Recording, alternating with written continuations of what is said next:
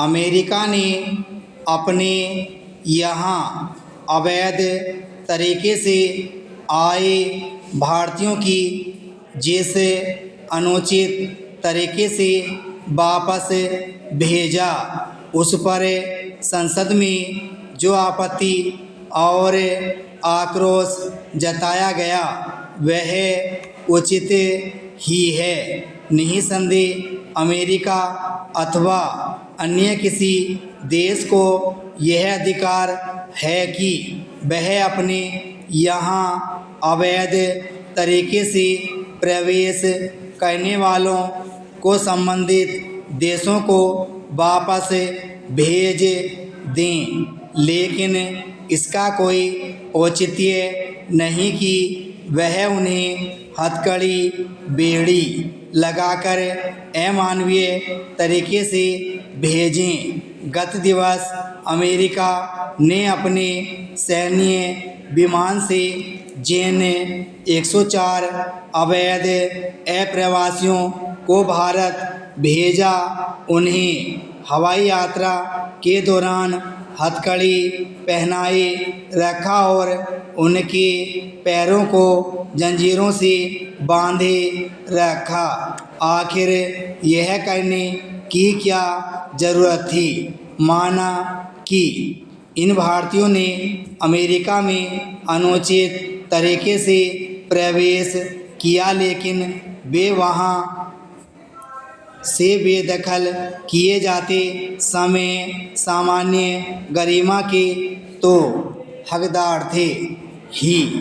विमान में सवार होने के बाद न तो उनके प्रतिरोध की कोई आशंका थी और न ही कहीं भाग जाने की। अमेरिका ने भारत की 20 घंटे से अधिक की लंबी यात्रा के बाद भी उन्हें ऐसे सैन्य विमान में भेजा गया जिसमें शौचालय का इस्तेमाल करना भी कठिन था। इसकी भी अनदेखी नहीं की जा सकती कि अवैध अप्रवासियों में महिलाएं और बच्चे भी थे।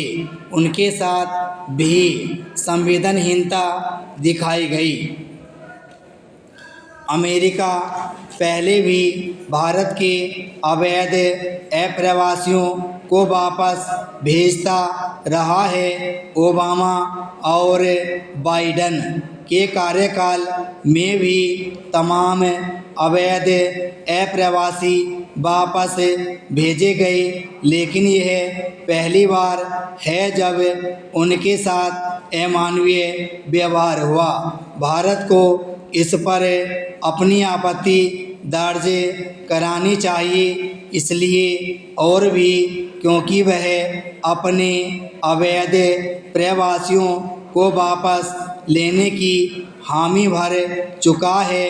यह शर्म की बात है कि जो अमेरिका मानवाधिकारों संघ अवैध अप्रवासियों के अधिकारों का भी चैंपियन बनता है, वह हमारे लोगों के साथ ऐसे व्यवहार करता दिखा जैसे वे खूंखार अपराधी या आतंकी हों।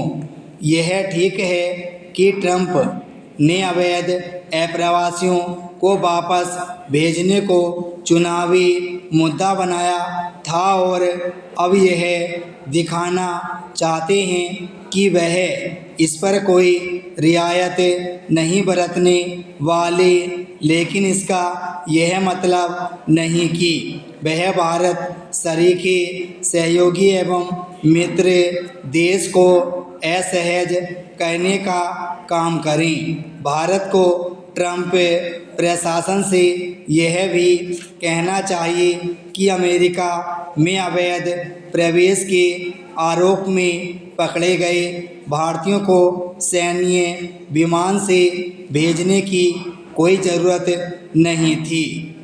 यदि अमेरिका अवैध अप्रवासियों को वापस भेजने के अपने तौर तरीके बदलने के लिए तैयार नहीं होता तो भारत को अपने विकल्प सोचने होंगे। विराम स्टॉप।